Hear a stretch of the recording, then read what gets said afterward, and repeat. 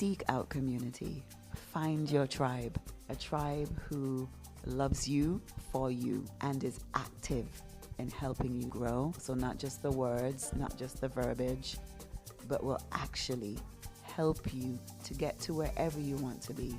Find your tribe and love them hard, because the love that you give out is the love you're going to get back. Welcome to the Island Girls Rock podcast. Here, we honor the stories, voices, and everyday magic of Caribbean women and girls across generations. Let's get into today's conversation.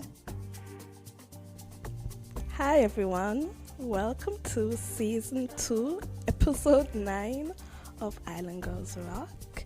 I know the voice sounds a bit different, and that's because of a special moment. My name is Vanel Bailey. I work as the Youth Engagement Coordinator for Island Girls Rock, and I'm here with... Hi everyone, it's Brianné Chapman. I am one of the Youth Engagement Coordinators at Island Girls Rock. And as Vanel said, we're here for a special episode with, drumroll please, and we're here with the one, the only, Chantal Miller. You guys are very cute. You're very cute. And this is different, being the one on the other side of the questioning. I don't know if I like it. I'll be very honest. But it also feels very good to have someone else host the podcast, right? I mean, you guys know the podcast is my heart, truly my baby, right? So knowing that I trust you to lead this should mean something to you, right? It feels like pressure. Pressure. Too much pressure. There's no pressure. I'm excited. I'm looking forward to it. So, Where do we start? I think let's start. We just celebrated 10 years for Island Girls Rock. Mm-hmm. How does that feel? That feels unreal. It feels unreal because I can actually remember being home. I was living in London at the time. I was home in Nevis for an extended break from London. London, I love you, but one needs breaks. And I remember thinking, you know what it was? I was watching the Black Girls Rock special on TV. I think it was on BET. And I love the premise of Black Girls Rock. I love it. And I remember thinking, wow, it'd be so cool if someone had something just for Caribbean girls, right? And Caribbean women to celebrate our amazingness. And that was my thought. I wish someone would. And then within 5 minutes, I'm like, oh, maybe I should, right? I'm like, maybe I should. And it should be Island Girls Rock. And it should be Island Girls Rock because if you are from the Caribbean and the diaspora, you will know that not all island girls are Afro-Caribbean. We have Indo-Caribbean. We have all kind of mix-up Caribbean, right? But we're all island girls. That's what brings us together. And so that was my initial thought.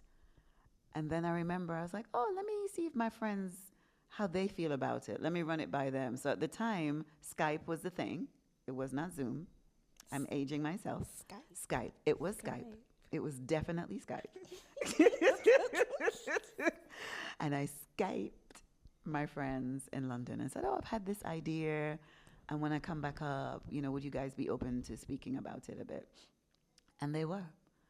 And so that was the beginning, but not the beginning. It was just the thoughts and the talking. And then things happened, and it happened. And it's been 10 years. And it's crazy to me that we've been around for 10 years.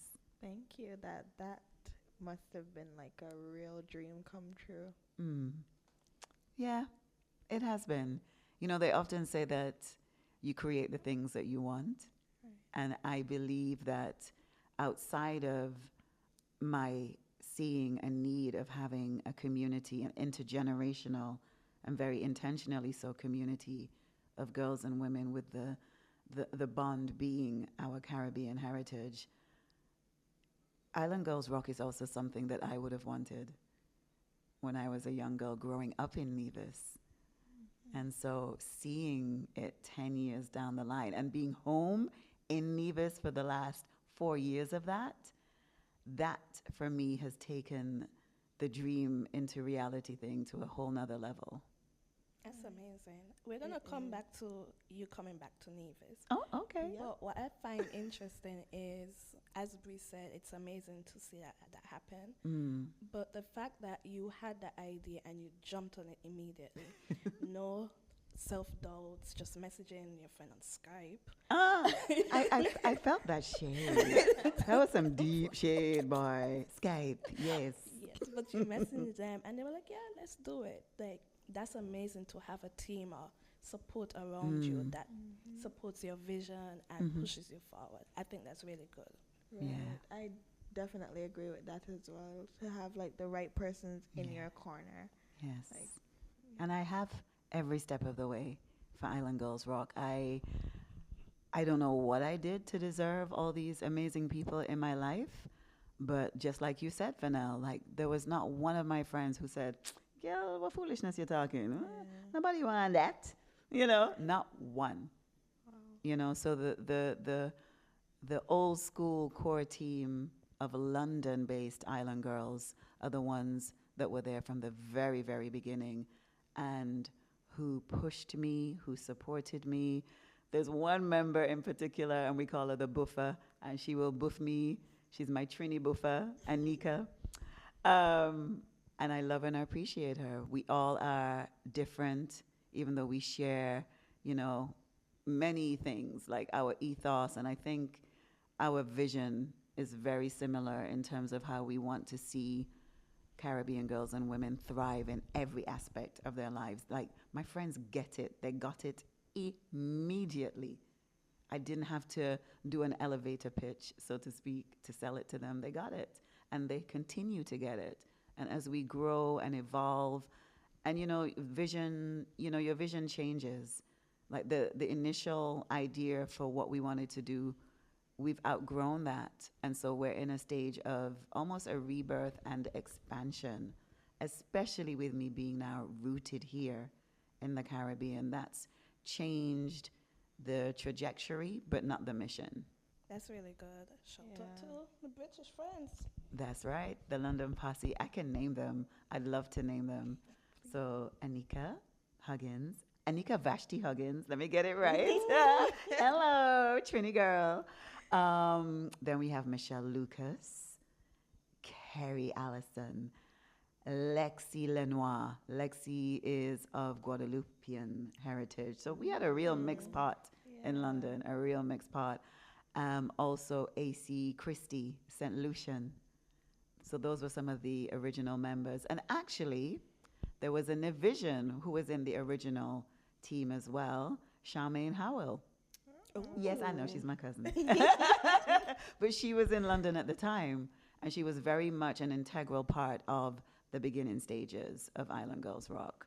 And that felt good as well at the time to have someone from Nevis there, and not just someone, but a member of my family.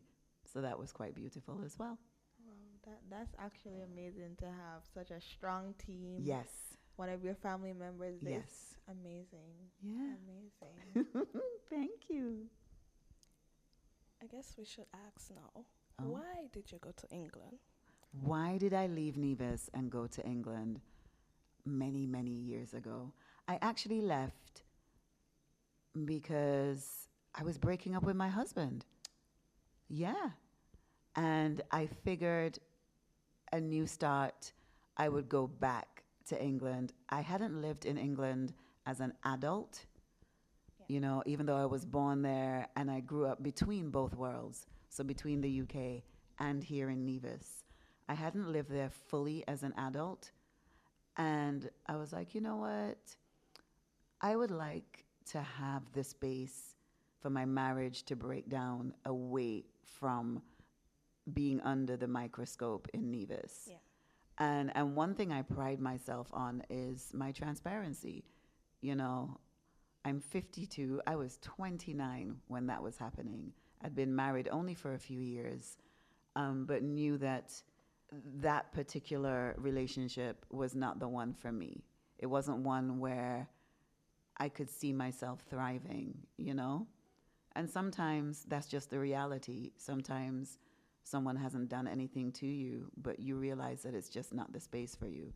I mean, of course, there were things there that were not cool, and very lucky for me that I had somewhere else to be.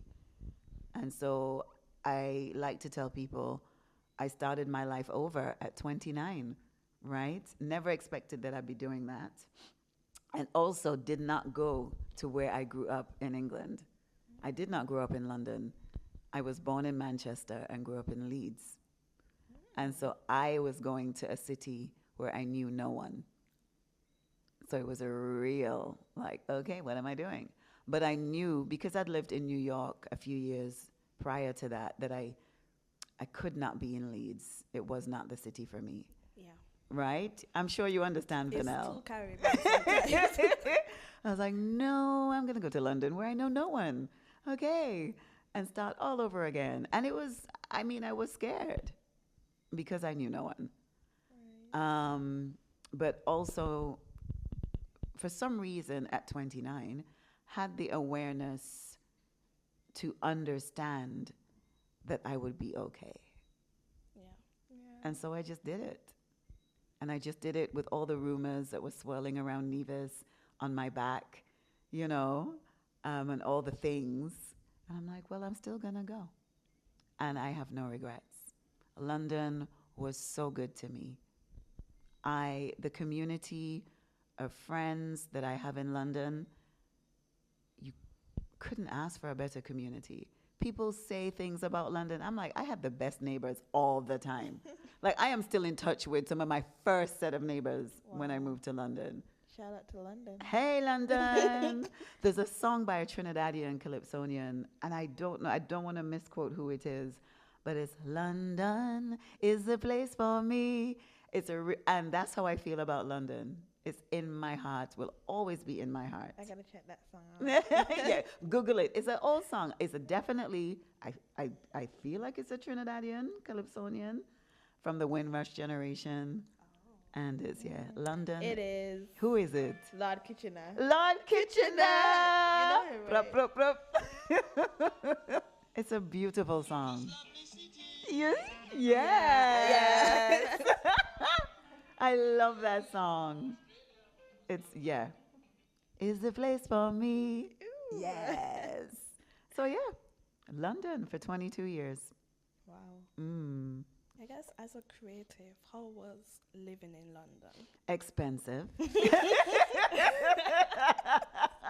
Very expensive. But so open. Freeing. And I really learned so much about myself as a creative person in London. I developed my filmmaking craft. I was exposed to so many different cultures, right? And perspectives. And it's where I finally did my degree in film. That was in London as well. And London is such a creative city. For me, at least, that was my experience.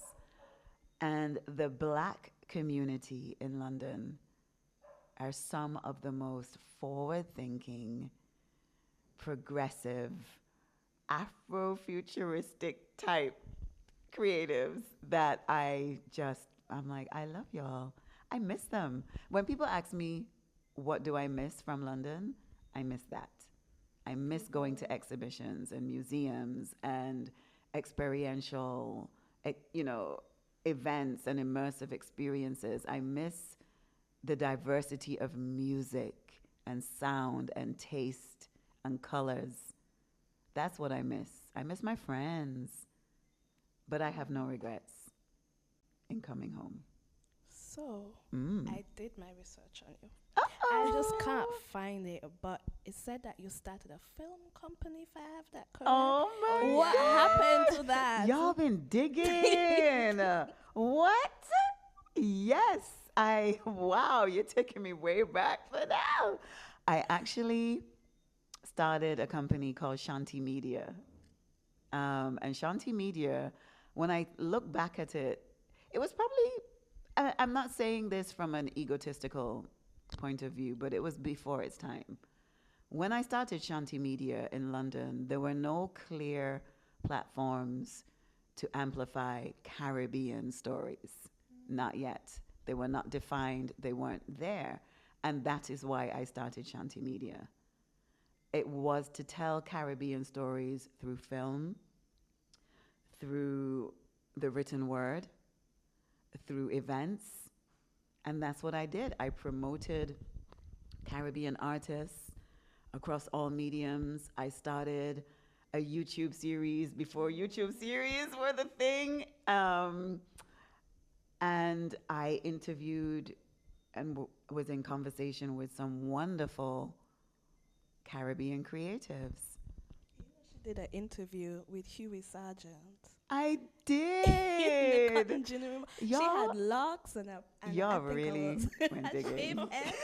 I did my research. Y'all really went digging. Yep. Yes, I did. When I came home one year, Huey Sargent, he had a show at the time, I Yeah. think. Yeah. And I remember when he asked me, I was like, what? He said, I see what you're doing in London, Shani. Don't be all shy. And he's like, nah, nah, nah, nah, nah. Come talk about your things. And I think I had just come back before I came home to Nevis. I had been in Paris and I was covering the first Parisian Afropunk festival. It was the first time Afropunk were having the festival in Paris. And I had interviewed Lenny Kravitz. And so I was still very much floating, like from that whole experience, from them asking Shanti Media to cover Afropunk Paris, the first one, and to then be in the mosh pit with Lenny Kravitz, who at the time, he wasn't even performing. He was babysitting Willow and Jaden Smith because they were performing and their mom was filming a series for CBS. I think she was a doctor or something in the series. And Will, I don't know where he was, but their schedules wouldn't allow them to be in Paris. So Lenny is the godfather to one of them. And at the time, and I think he still has a home there. So they were staying with him and he was at Afropunk just to look after them. And here I am in the mosh pit standing next to Lenny, but my friends will tell you that it was a big joke because at Afropunk, there was another person that looked just like Lenny. Whoa. Right? So I thought I was talking to that person in the mosh pit. Right? I didn't realize that it was Lenny. I thought it was a guy that was walking around that looks like him. So I'm just there casually, just like, talking to this person. And then I think at some point I was like, wait a minute. This is actually Lenny Kravitz. This is not the guy that's been walking around that looks like him. And there's some footage, if you want to do some more digging, there's some footage on YouTube of me in the mosh pit with Lenny. And I think it's at the moment when I realized it was Lenny. Well, we gotta find that. So you guys can go hunting for that. It's actually funny if you know the story behind it. And now you do, and whoever's listening to this podcast. But I had a wonderful conversation with him. And what really surprised me was that he was surprised that people in the Caribbean listen to his music and really love him. And that surprised me. Because I'm like, why wouldn't we love you? You're amazing. And you're from the Caribbean. Hello. So, yeah. Hi, Lenny, if you're listening. Shout out.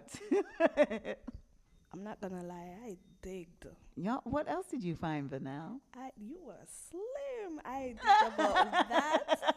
I was maga. I really was. I mean, I look back and I'm like, yeah, no. I'm more shocked that you had locks. Really? Yeah. Why? Why is that surprising? Because I guess because when I met you, you I have no obviously, hair. yeah. Okay. So I thought that was always your style. Because I love it. Right. So I thought that always was your style. So when Okay. I saw, I was like, oh, Hmm. you were creative through your hairstyle, through the way that you dress, everything you were being a creative with. Yep. I mean, yeah, I have had many different looks of hair. I'm not attached to my hair. Um, I have rocked my natural hair since I was like 19. I think when I was a teenager, I experimented. I had relaxed hair for maybe 9 months and then I shaved it all off. That was the first time I shaved my hair because I'm like, nope, I can't go swimming every day. Oh, that's not working for me. So I got on the boat, went over to St. Kitts, went to my mom's hairdresser, and asked her to shave off my hair. And she was like, "Are you sure?" I was like, "Yeah, I'm very sure." And did that, came back over. By the time I got home to Craddock Road, someone had already called my dad to say, "I just see Shani, she's sick. She not got no hair." Someone had called my mom, who at the time was at the Four Seasons, and they were like, "Is everything okay? We just saw Shani. She doesn't have any hair." So by the time I got home, my parents knew that I'd shaved off my hair. So wait, you did not tell your parents you were going. No. You just jumped on the boat, went over, And Yes. decided. Yes. I could see why the hairdresser was confused. I was old enough. In a Caribbean household. I was old enough. I was 19. You don't think that's old enough? For Caribbean. No. Oh, it's a different criteria. Yeah. Oh, okay, fine. But Once I you're did under it. their house. I definitely did that. Always a rebel, Vanel. I realize. Ah. Okay, so let's run back. Mm. Growing up in Nevis. Mm-hmm. Any stories for us? How was that? Anything exciting? Wow. For the most part, quite magical. For the most part. Magical how? Freedom. My childhood, I just remember running around the pasture, and also my family. I was very lucky to be raised by my great grandparents as well as my parents.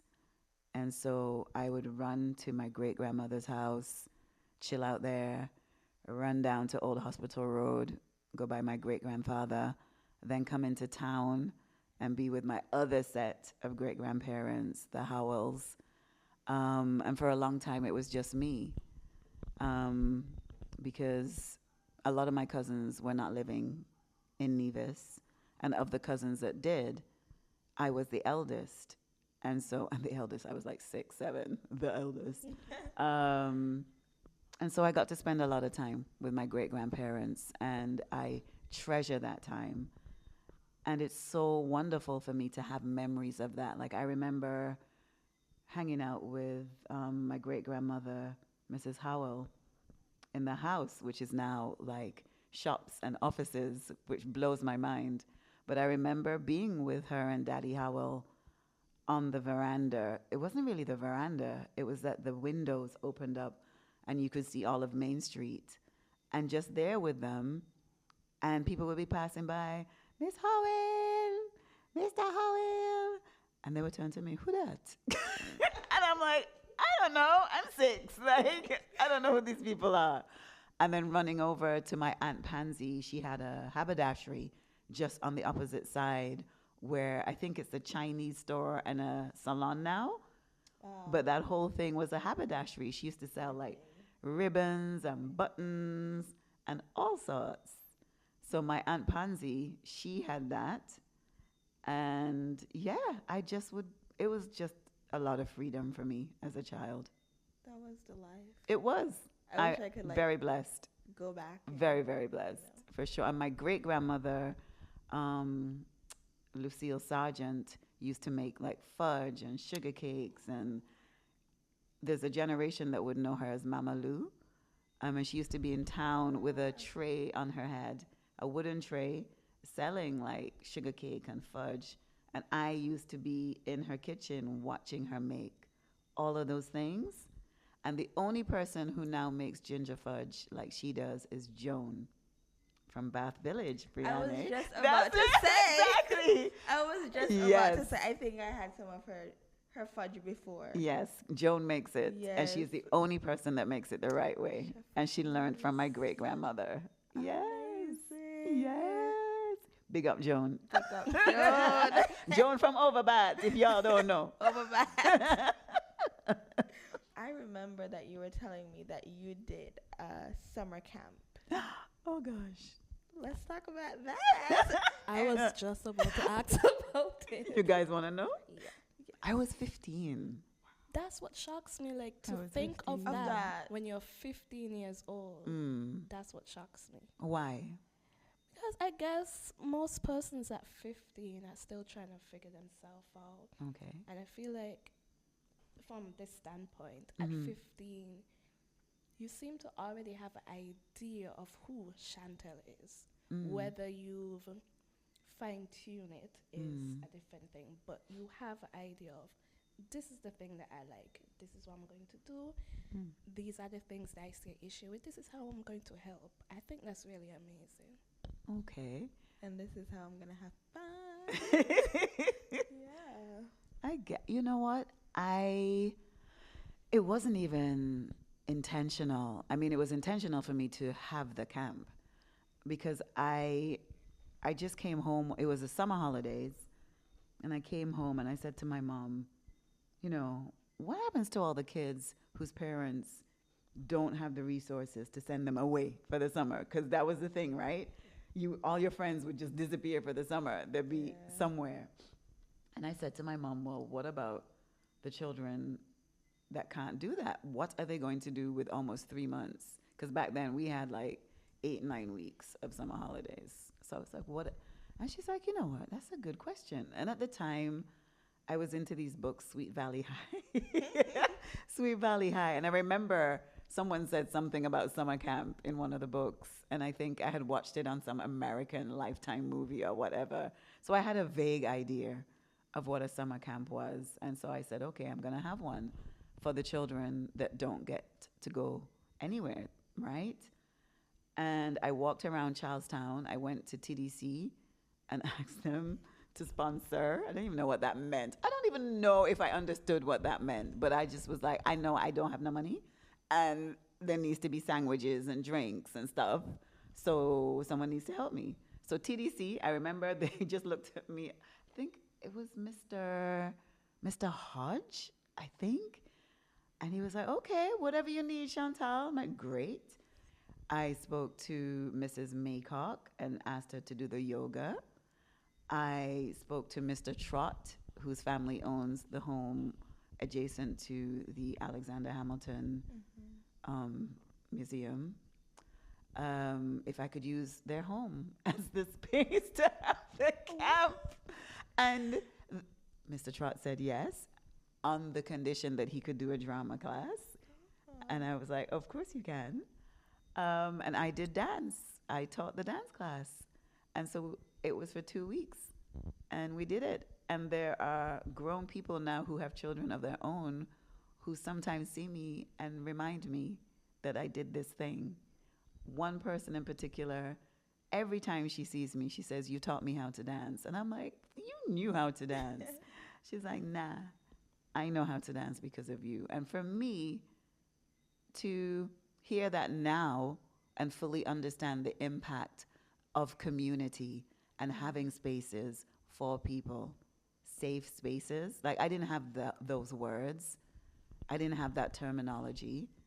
But now when I look back at it, it does sound a bit crazy for a 15-year-old to have that kind of compassion where she felt the need to do something, and not just felt the need, but actually did it. Did it, right. Yeah. It wasn't. That 15-year-old blows my mind. Like, who is she? I was just about to say, like, that's a bold 15-year-old. Like, wow. And I wasn't necessarily so, Brianné. Like, I feel that I was more of the nerd in my class. Yeah. I'm into books. Yeah. Always reading. And at the time, heavily into, you guys wouldn't know Word Up magazine at all, but it was like a music magazine. All the hip hop artists would be just articles about them, lyrics to their songs, very much into Word Up magazine. Yeah, so I was into my magazines and books. Of course, I had amazing friends, and I use the word amazing so much, but it's true.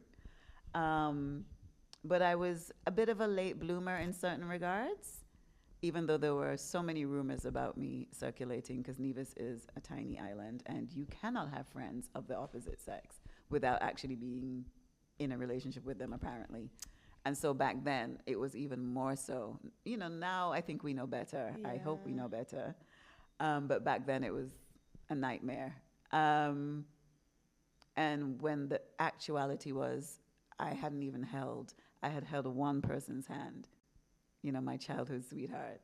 And that was just about it at the time. Yeah. I feel like that's a Caribbean thing. It probably is. It's not just a Nevis thing. Yeah. Okay. So then, off of you telling us how it was in England, coming back home, the stories of you, or your fondest moments back in Nevis, and you having the crazy but amazing idea of having a summer camp. Where do you see Island Girls Rock going in the future? So far. Oh, limitless, honestly. That's how I feel about Island Girls Rock. The way that it has grown and expanded, the community, the global community that we have. I just see, I think my short-term goals and vision for Island Girls Rock today, on this day in 2026, is that we actually in Nevis have a physical space. I think that's very important. I mean, you guys know we're always doing something. Right. We're always having some kind of workshop, some kind of gathering, some kind of event. And what's the hardest thing for us? Okay, space. Exactly. Finding spaces, because we are a nonprofit. And so we don't have the resources to constantly pay rent and fees for spaces. So my dream is for us to have our own creative and wellness hub, a safe space for our community and our extended community, so that we can have all of our workshops, our gatherings, run our programs from our own beautiful space, right? So that's, for me, that is the next step for us here in Nevis. Outside of that, once we've settled that, is for us to have communities on as many islands as we can, and in the diaspora, right? To really solidify those, because we have members, right? But I would love us to actually have hubs, physical hubs on the other islands, and a hub in New York, and one in London, and one in Paris for our French Caribbean girlies. Hello, bonjour. Comment ça va? Is that? I don't even know if we don't know. We should know. We should. We should. I did French in school. I was quite good. Too. What did you do? I You did. sucked, I Vanel? sucked at French. Ah. Spanish was my thing. All the Really? French girlies come to the front. We need help. Sophie and Martinique. Sophie needs to come over.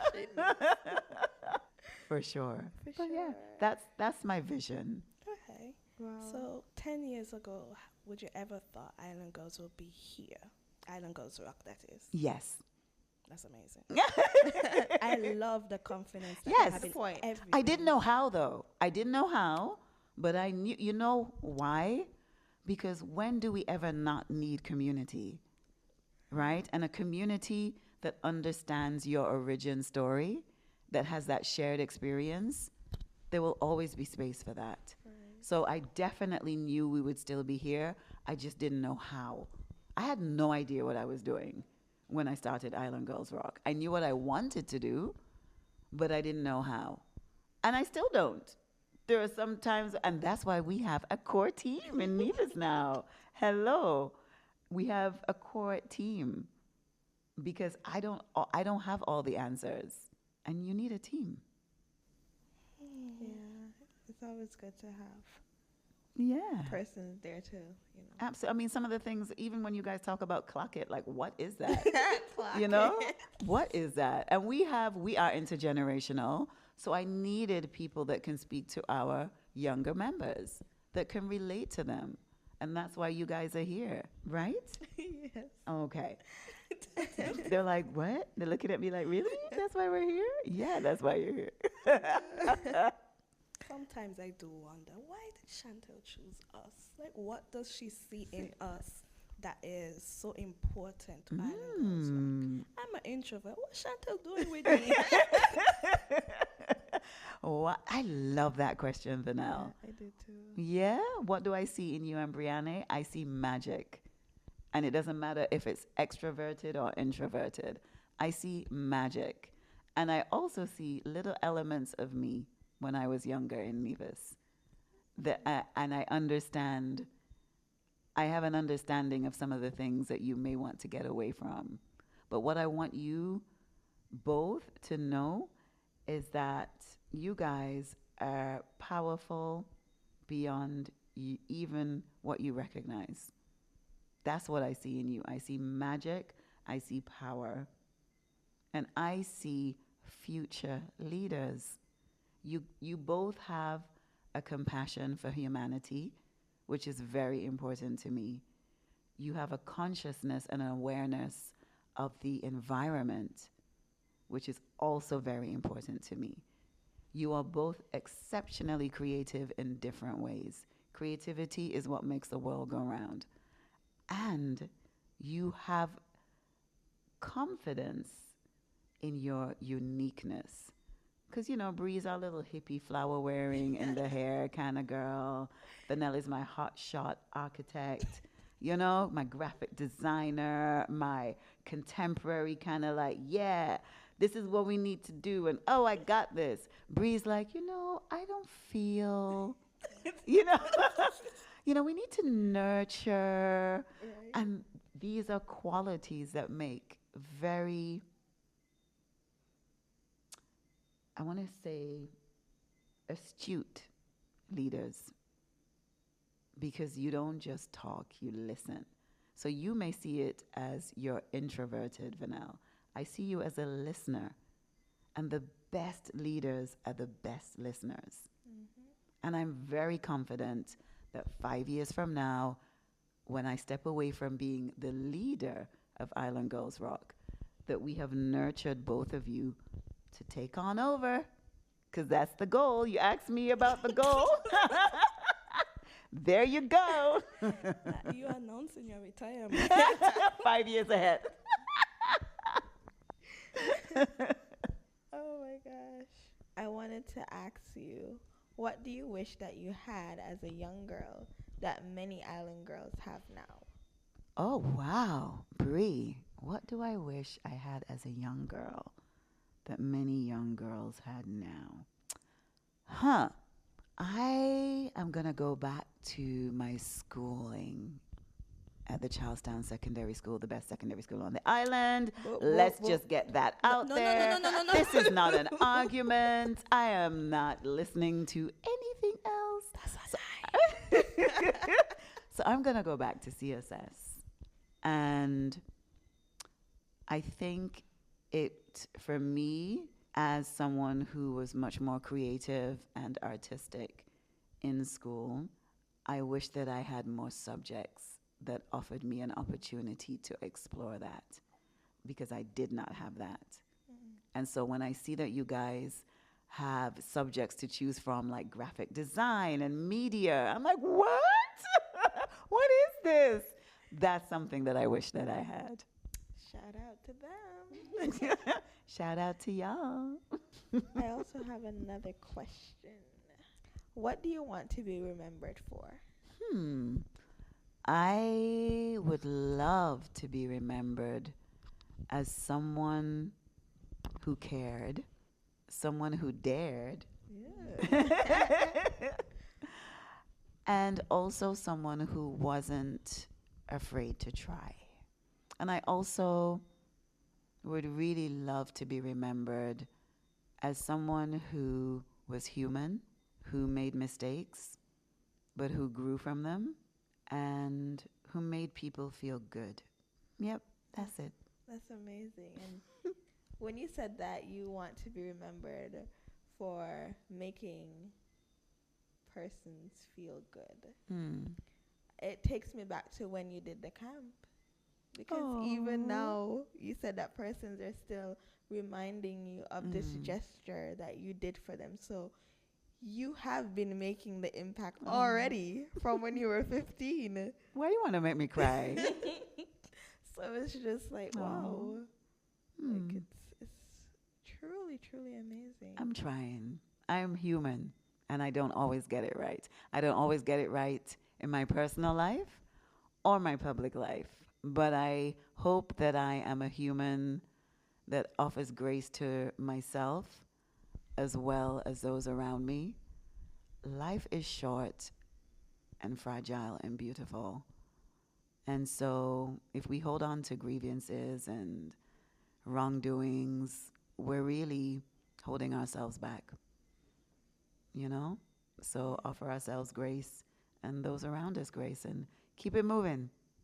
I totally agree. And I love that. I love it. So where do you see yourself in 5 years, Brianné? I hate that question, but I also want to know. It's like it puts you on the spot. Yes. I thought we were interviewing her. Oh, that's what you thought. Slick. Okay. She flipped the script. Oh my God. Think about it. Where do I see myself? Happier than I am now. Okay. I like that, though. I do like that. What about you, Vanel? Why she had to ask? Yeah, of course I have to ask you. Where do I see myself in the next 5 years? As she said, happy, but free. Okay. Allowed to be the creative that I am without any boundaries, without any questions, without any looks.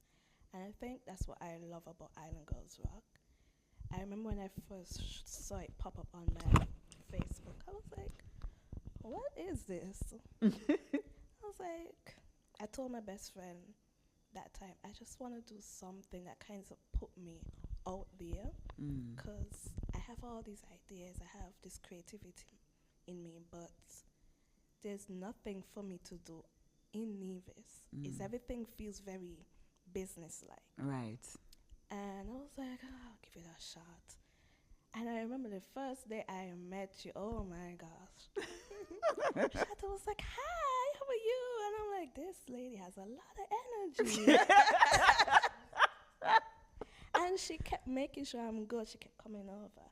You're good? Like, you need anything? Hi, guys. Like, this is Vanel. And I'm like, wow, she's bubbly. Yeah. And then I remember the first time she messaged me about being a member of the youth engagement. I was like, oh, why she pick me? Why did this lady message me? A part of me was like, yeah, I should probably do it to put myself out there. I was like, no. And I think I told you, like, I don't know, Chantal, this feels like a lot. And you were like, I believe in you. Like, yeah, I see it and you can do it. And I was like, okay, I'll give it a shot. And honestly, it's been amazing ever since. I appreciate you for allowing Now me they really want me to cry. Oh my God. to be creative. Oh. I love that it's a space where I can relax. Where after work, I have a place where I can decompress. I could come talk to you if there's anything that's going on. Or sometimes I just don't have to talk. I can just be there. And I love that. It's a safe space. Oh, guys. Okay, they really have me crying. What? It is truly amazing. Yeah. Like, And I do hope that anyone who's listening joins so you can have that space, because it's truly a magical space to have. As a woman in this generation, or the generations before, I think we can all come to the conclusion that it's beautiful being a woman, but it's also very hard. and to have an environment that encourages you in whatever you do, whether it's STEM, whether it's creativity, whether it's business, whether you just want a space to talk about nonsense or talk about politics or talk about here, whatever it is, to have that environment. Well, my work here is done. Over to Brianné and Vanel. I definitely agree with what Vanel was saying. It's just like peaceful. It's like out of this world, peace and community. As you were saying, like community is very, very important. And it's amazing. Like I keep using the word amazing, but like it actually. If someone were to take a shot or drink a shot every time we've all said Said amazing, amazing. they'd be drunk. By now. But it really is. And you have been one of the best mentors. Oh. Literally. I did not pay them. Anyone listening, please know. No, I like did not pay them. I didn't ply them with chocolate. In fact, they bought me snacks and coconut water. snacks. Thank you very much. you're truly amazing, and you will be remembered for all that you said.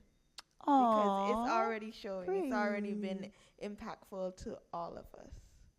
I appreciate you guys. And I seriously did not pay them. No, she In did fact, not. I don't pay them.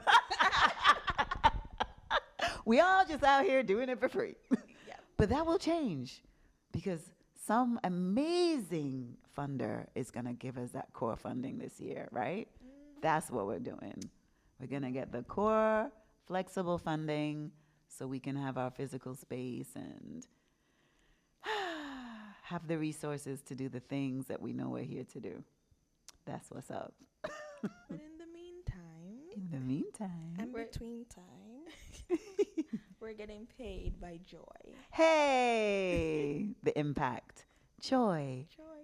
which we love. It's one of our 6 pillars, Yep. you know, joy. you know what? I would also say we get paid by opportunities. That is so true. Connections. Yeah. Okay. Connections, opportunities. Yeah. Amazing. We If I use love. that word one more time. I mean, we're already drunk because the number of shots we have, you know, Oh my virtually gosh. taken for that word. But really and truly, like the different opportunities that we get, I don't think, well, I know that you won't get it anywhere else. Okay. You won't. What's one opportunity that you have had since joining Brianné that you enjoyed? Adopt to Coastline. Oh, Like, that was just amazing. And then the fact is that we don't just throw the trash away. right. We make treasures out of it. That's allowed me to tap into my creative spot. We have And seen that. I actually enjoyed that the most. Like I could go on and on talking So about so for those people who are listening who may not know, Adopt a Coastline is one of the many programs that we offer through Island Girls Rock. So explain a bit about Adopt a Coastline, what it is. So we've partnered with them in 20. Wow. When was it? It wasn't last year. No. Was it the year before? I think it was 2024. It was 2024. Yeah. So Adopt to Coastline is an Antiguan-based corporation. Is it Organization. organization? Yeah, non-profit, just like us. Non-profit. Yeah. It focuses on keeping the shores and the coastlines clean, make sure that they are constantly restored and there's no harm done to them. So we've partnered with them to assist our coastlines here on Nevis. And we've been doing that from 2024. 2024. Wow. Time goes. And initially, this program was only supposed to be 3 months, but it's something that we've kept going. And, you know, in addition to the coastal cleanups, you know, we've been teaching our girls about the circular economy, which is something that Brianné mentioned. When we do the cleanups, yes, there is trash. Yes, there's things that can be recycled, but there's also items that we call our treasures that we repurpose. And Brianné has really taken that and ran with it. Okay? She's making candle holders, vases, like beautiful art. We call them found objects. So she's making art from found objects. And then, at some point when we have our physical space, she'll be selling them. Circular economy. So there's that aspect. There's a wellness aspect. How does the ocean serve us beyond feeding us? What are the benefits to our mental health? So we have workshops about that, creativity, everything just tied into this holistic ocean stewardship program. So, Brianné, that is your favorite, Vanel. What about you? Oh gosh, I think I already know. Uh-uh. I can't choose. Oh, wow. Carrie Fester was definitely it. Of course. How could I forget that you went to Carifesta? That was amazing. Right. So tell us about that. Um, okay, so it's kind of weird that I kind of always had. It was per se a dream to have the art that I do in a gallery. Right. And yes, in 2022 that kind of happened, but I wasn't able to see it because it happened in England. Okay. And I was in Nevis. So to know that the opportunity came about like close enough that I can hold it and see my art displayed was something kind of theory, like magical. And the crazy thing about it is I did apply to Carrier Festa and I did not tell Chantal. And then I was trying to find funding because I really didn't understand that. The government wouldn't sort that out. And I remember Chantal was like, Vanna, why you didn't tell me earlier? I could have gotten you in. And I was like, okay, I'll sort it out. I'll call you back. And like, maybe a week or 2 days later, she was like, Vanel, I have a surprise. I got you in. And I kid you not, when we went to Carrie Festa, first off, the room was amazing. They treated us like royalty. And everywhere I went, person was like, I know you. I'm like, why does this person know me? I've seen you on Island Girls Rock Instagram. I'm like, what? Like, yeah. I remember the guy for Adopt a Coastline was like, I've seen your face on Island Girls Rock. I really like the work y'all are doing. This was a guy. I was like, I've seen you on their Instagram. I was like, how this man already know me? I messaged my mom and said, this random guy just told me he knows me. All these people already know me. But just being able to be in a space that celebrated Caribbean creativity was absolutely beautiful. Yeah. And that's just one side of me. And then there's a side that is very into urban design and architecture. So being a part of I think it was the Global Island Summit. The Global Island Summit, of course. Yes. That was, oh my gosh, guys. I didn't like that. That was amazing. You guys represented us so well. It was you, Blessing, Tali, India. Oh, yes. Yeah. Oh my gosh, we had a good little crew representing Island Girls Rock at the Global Island Summit. And you and Sasha represented us at Carifesta. And that came about through the Caribbean Development Bank, through their creative industry something fund. Yes. They reached out to me. And initially they were like, Chantal, we'd like to send one of your girls, all expenses paid, to Carifesta. And I'm like, I have 2. Would you be able to do 2? I'm like, not 1, 2. So they were like, give us a minute. So I'm like, all right. And that was in between. And then I was able to say to you, you will go to the ball. You will go to Carifesta. And I was just so proud of both you and Sasha, and I'm hoping that in addition to expanding your network, that you also saw the value in your work and what you were offering up to the world.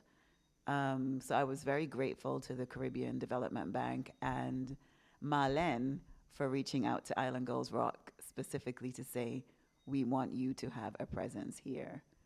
So that was pretty good for me too, and seeing you guys thrive and blossom and grow. I love it, simply put. So I think as we wrap up, I do have a question. Oh, okay. What what would you say to the young girls and women? Or let me rephrase that. What would you say to the girls and women, young and old, out there? What would you remind them about themselves to keep going when they're facing difficulties in whether life, work, or just being a woman? I would say that you don't have to do it alone. That there is community. You do not have to do any of it alone. You may feel that way sometimes. Seek out community. Find your tribe. It doesn't even have to be Island Girls Rock. Find your tribe that will have your back no matter what. That a tribe who loves you for you, who doesn't want to change anything about you, but wants to see you grow and is active in helping you do so. So not just the words, not just the verbiage, but will actually help you to get to wherever you want to be. Find your tribe. I've seen this on memes and Pinterest. Find your tribe and love them hard, because the love that you give out is the love you're going to get back. Yeah, I think that's beautiful. I think that's a perfect way to end the season finale. So amazing. Oh, no, cut that Shot. right Vanel, shot.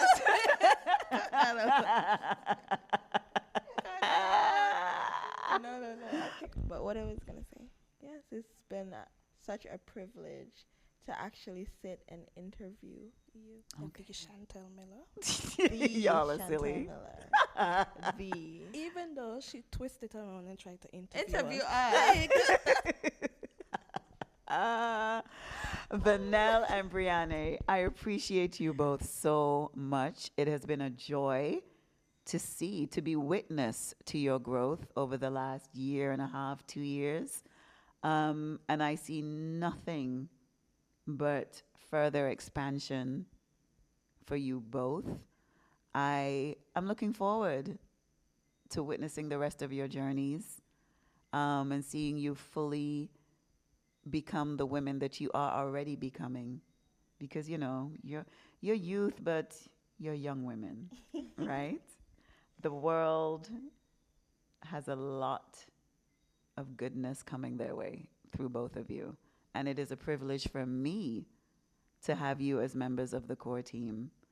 I know that sometimes you guys don't fully understand just how impactful it has been to have you, or to even have a core team, truly. But I am eternally grateful to you both and the rest of the Nevis core team, the London core team, our external core teams who may not be official, but they're there riding hard with us till the wheels fall off, right? I am forever in gratitude, deep, deep gratitude to everyone who has shown up for Island Girls Rock. Everyone, whether it's the bigger, whether it's the funders, our families, our friends, our external communities.